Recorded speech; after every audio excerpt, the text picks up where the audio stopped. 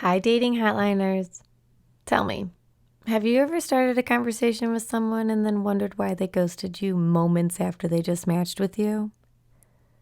This is what I call just matched ghosting, and it's only slightly less bad than actual ghosting.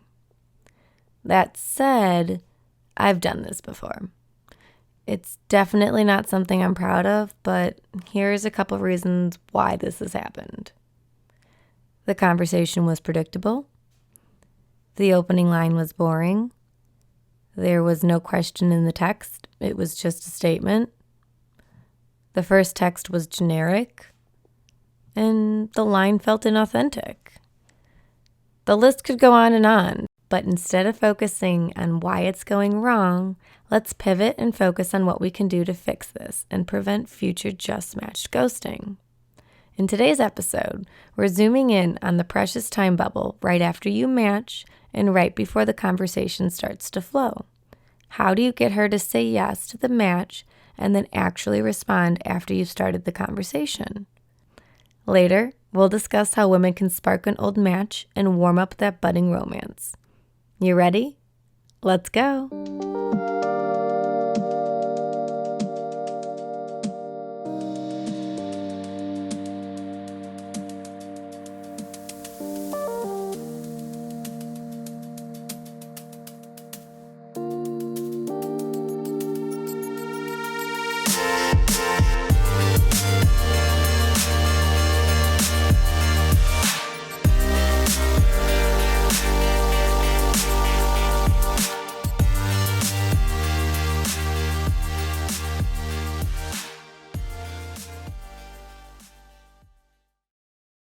Hello, and welcome to the fourth episode of Dating Hotline, presented by And Swipe Right, the dating consultancy setting the standard in online dating. This is your host, Chloé Miller. Dating Hotline releases new episodes every Wednesday at 11 a.m. Central. Thank you for listening today and every Wednesday. If you hit subscribe or follow, depending on what platform you're streaming us on, our show will automatically pop up in your player every week. This way, you'll never miss an episode or a juicy story. Today, we're diving into how to keep the momentum going after you match and what men and women can each do to build the attraction. My first piece of advice is to respond as soon as possible. If you just matched, then that person is probably still on their phone, meaning they are a lot more likely to respond to your text. This is generally your best chance for the highest response rate. If you're both on your phones at the same time, then you can at least eliminate the excuse that they didn't see it.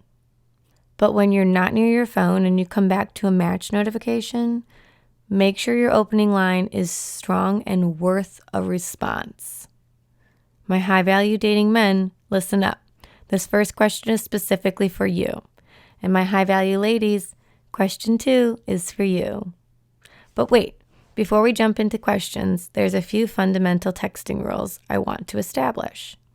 Number 1, different than in real life, online, you want to assume there is trust and an existing friendship so that your texting conversation can feel like friends picking back up where they left off, instead of starting with small talk conversation warm-up comments like, "Hi, how are you? What's going on? How's the weather?" Guys, don't talk about the weather. That's the worst small talk thing you could ever waste your time on. Rule number 2. My best advice for texting is to compose responses in a conversational tone, meaning think about what you would say if this conversation was happening IRL, and then literally type that out. Sometimes that includes an introductory sentence or a reaction to your own comment, but these additional comments showcase your thinking and ultimately your personality. Plus, this helps to build rapport and it gives the other person room to share their authentic conversational responses as well. Bonus points if you date another Dating Hotline listener who is super skilled at mirroring. Rule number 3. Be purposeful with your conversation. Yes, be light and entertaining, but ask informative questions that teach you about each other. Discover each other's likes and dislikes as you mix in flirty comments. Guys, if you really want to impress her, remember something significant that she told you in a moment that didn't seem all too important to remember. And then watch her light up when you remind her of that memory later on. #swoon.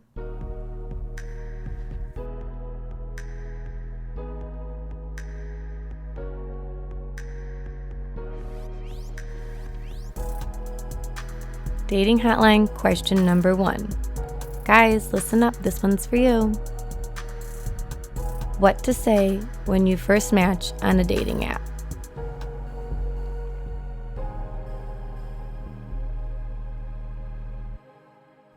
Congrats, you matched. But hold on, matching is only the beginning. You have a few more steps before you get to the first date, and there are plenty of opportunities for things to go off track.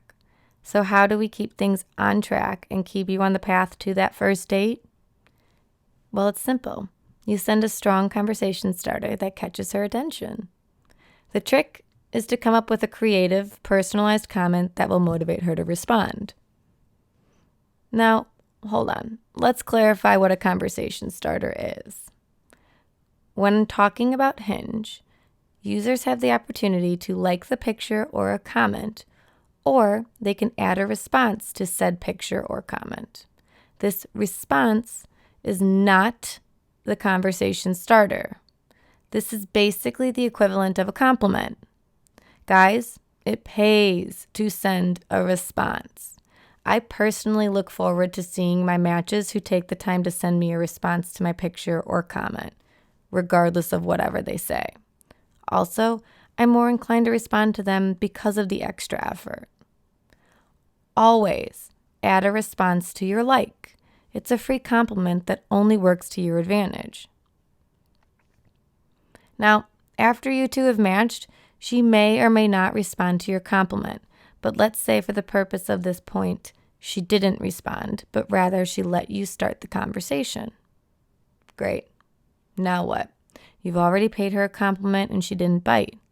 What else can you send that will get a response? Isn't it funny that when you're not under pressure, your mind can think of plenty of things to talk about, but as soon as you're matched with someone and the ball's in your court, all of a sudden your mind just stops working and you low-key panic and go back to the tried and true, hey, what's up? Fun plans for the weekend? And boom, just like that, the potential relationship you could have had with this attractive girl just effectively ended before it even had the chance to take off because you started with, hey, what's up? Fun plans for the weekend? You couldn't think of anything more original than that. You know what? It's okay though. Don't beat yourself up. We've all been there, but one of the best secrets I have to overcoming this cerebral vacation is keep 3 stories or facts in your back pocket that you can pull out at any time and use as a conversation starter. But hold on. Let me be completely honest with you guys. This mind hack does not work online. It's best used on dates IRL. Instead, think about all the different types of questions and then let your imagination run with however mundane you want the question to be. Pro tip, the best questions are the ones that over-dramatize the mundane. In other words, pressing questions that are detail-specific work best. In this moment, you are trying to catch her attention, and sometimes the smallest stone can make a big splash. For example, one guy texted me, if you blindfolded me and put a bottle of Perrier and Pellegrino in front of me, I'll be able to tell you which is which within half a sip. I responded to that text right away. Additionally, you could ask her opinion on something trivial but purposeful. The super BF move would be to act on this later, but what do these examples look like? We're having a debate at the office, 4-day work weeks. Do you get off on Monday or take off on Friday? What's your opinion? Croissants or muffins and coffee or tea? Window or aisle seat? Also, true or false or yes/no questions. These are best executed in rapid fire, but I suggest sending a text before bombarding her phone with 10 texts at one time. This could look like something as simple as sending a text that states, "Do you want me to go Q&A style or rapid fire?" In this sentence alone, you are A, skipping the small talk and texting like you already know each other, B, setting up an opportunity to ask mundane questions with the intention for discovery, and C, creating a playful challenge with plenty of opportunities to flirt. Examples of true-false questions include, "Mountains are better than beach vacations," or "United Center queso is what queso dreams are made of." Lastly, if anywhere on your profile has the message of "playful banter is the key to successful relationship," then you better come in hot with some playful banter. This means you are not allowed to start the conversation with any variation of these remarks. Hey, what's up? How's your day going? Hey, Chloe, fun plans for the weekend? Hey, how's your week starting out? Guys, please come up with something more creative than literally the first thing that comes to your mind. This is so boring, and heads up, the girl you just asked about her day has her own girlfriends to talk to about her day. Ask her something different than what she's talking to about with her girlfriends. Don't forget, every stage of the dating process, you are still trying to impress each other. Don't be undisciplined with yourself. Now, ladies, when he sends you this, mirror his communication. I've already talked about this a bit in the last episode, but very seriously, mirroring is one of the best communication tools I've ever learned.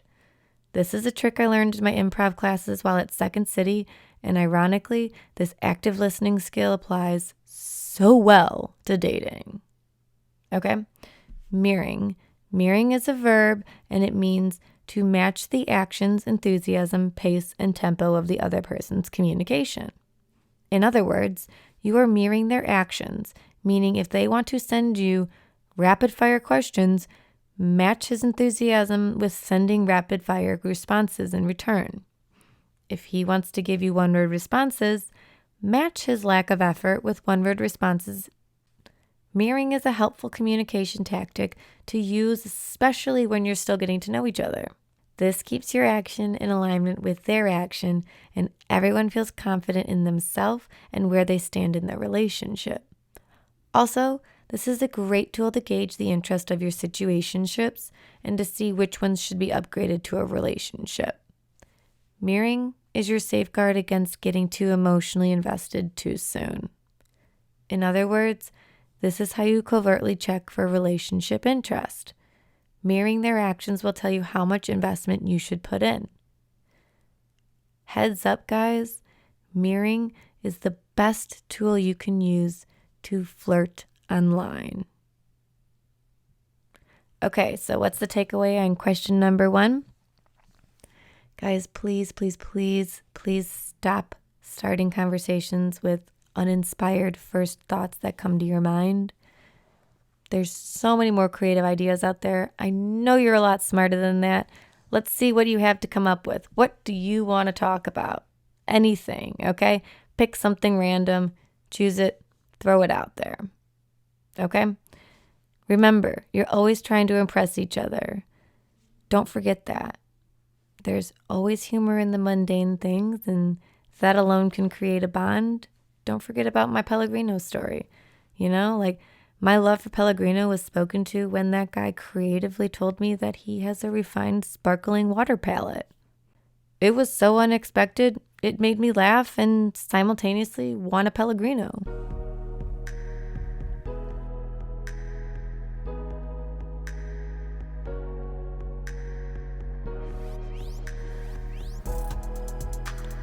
Dating Hotline question number 2. Ladies, listen up. This one's for you.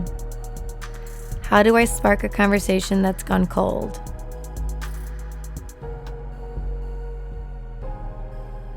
Well, he's already matched with you. You already responded to a couple of his texts, but then things went cold.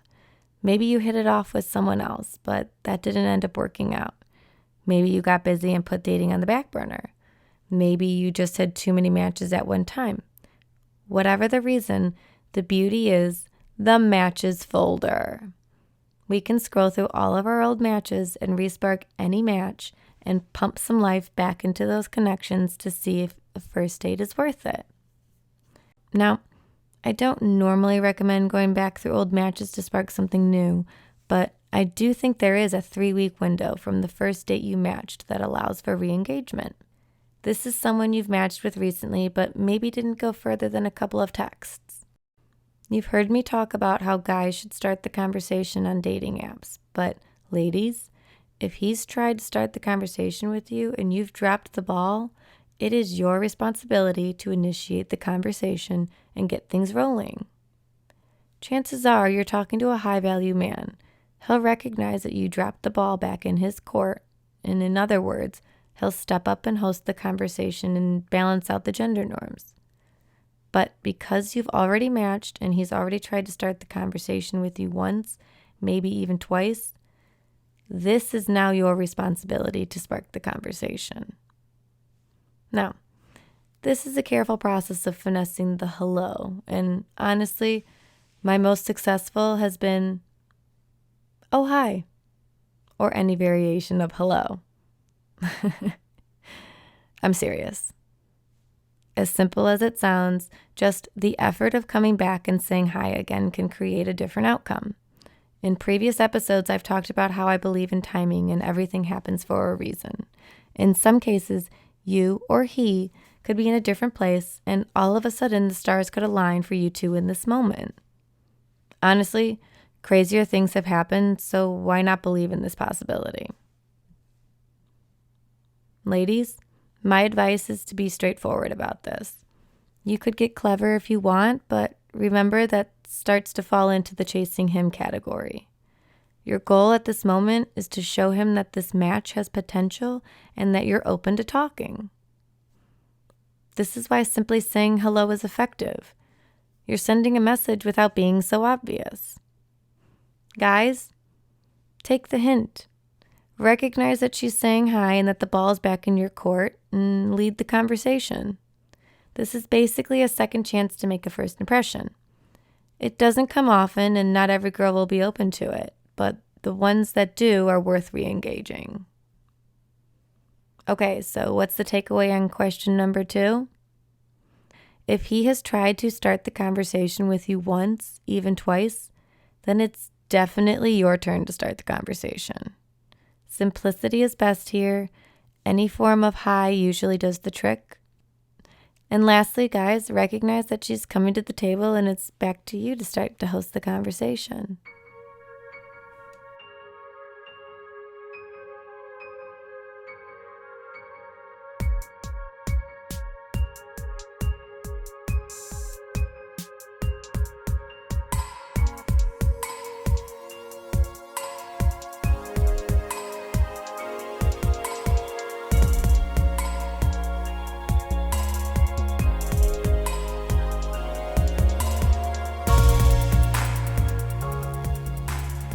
Kisses and curves, kisses and curves. Okay, it is time for kisses and curves. Our dating kiss this week goes out to our awesome new Dating Hotline newsletter. It's live this week, you guys, so head on over to our website and sign up. Some of you already have, and I want to thank you for that because you guys are now holding me accountable in times when I will probably want to run away and go off the grid. So thank you. This is good. The sign-up form is on our website, andswiperight.com/dating-hotline. And our dating curve of the week goes out to first dates that distract from the conversation. Okay, here's a little backstory on this. This is something I just learned this past weekend, and it's kind of changing my feelings on first dates in general. So let me know your thoughts, guys. If you've ever run into this issue, what did you think and how did you feel about it? I'm curious to hear other experiences. Full disclosure, this is not a review of the guy I went out on a date with. This is an analytical review of was this the right kind of first date? This past weekend, I went on a first date, and while it was definitely my ideal date, a day date at the Art Institute, it was not the right date for a first date. Why? I wanted to get to know this man. I'd spent a couple of days chatting with him about traveling and where we'd both traveled to and what our upcoming travel plans were, and I was curious to learn more about him. While I think the Art Institute is a great place for a date, a first date is where you want to get to know each other. You want something to break the ice, but not actually distract. A cocktail or a coffee or even a little bite to eat is a great icebreaker, but an actual activity can be tricky. This is where you form your first opinion of who they are and if you want to spend more time with them. Such an important stage, but easily overlooked. Now, I consider myself socially skilled enough to navigate the conversation between asking pertinent questions, answering his questions, remembering what we talked about earlier in the week and having clever conversation starters to bring these points back up, creating conversations around the art, finding comedic moments to play up and build some rapport, and then even a couple intimate flirty moments so that we can cross the physical touching barrier.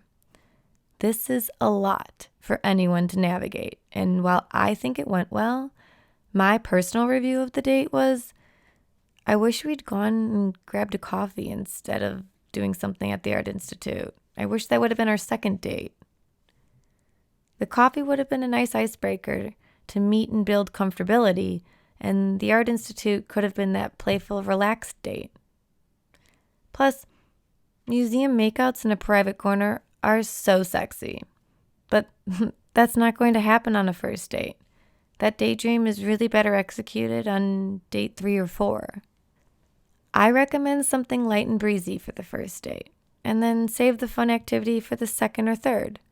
The first date is as simple as making sure you're real and not catfishing the person.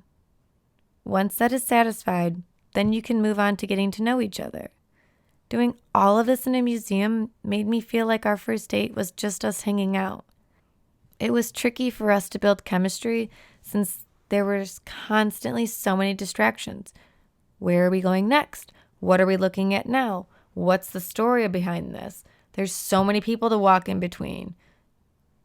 Everything just added up and complicated the situation. All in all, I wish I had a simpler first date to get to know him better. Plus, knowing me, I'll probably ask him some of the same questions I asked on our first date on our next date. But that's if he texts me again. Okay, that's our show for this week. Thank you for tuning in to Dating Hotline, presented by Swipe Right, a dating consultancy setting the standard in online dating. This is your host, Chloé Miller. Thank you to our music transition composer, Nicholas Thorpe, over at Sound Lounge. If there's something you want to talk about in the future episodes, there's a link in our show notes where you can submit your stories. Otherwise, you guys, DM me your dating questions, email me your thoughts, and please, please, please tell all of your friends. Don't forget to subscribe and leave us a review on Apple Podcasts and follow us on Spotify.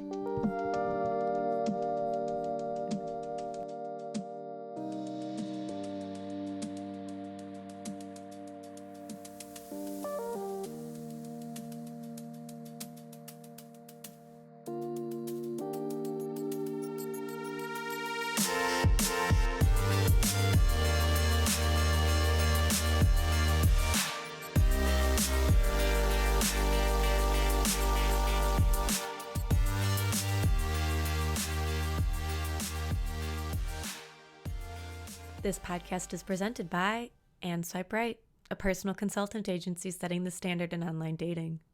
Visit their website, www.andswiperight.com, to learn more about their personal styling appointments, private coaching sessions, and the creative, engaging dating profiles that they make for single men and women. Dating Hotline is hosted by Chloé Miller, founder and CEO of Swipe Right. Follow her on Instagram at ChloMill. CHLOMILL. You guys, we love hearing from you, so please, please, please send us your fan mail to datinghotline@answiperight.com.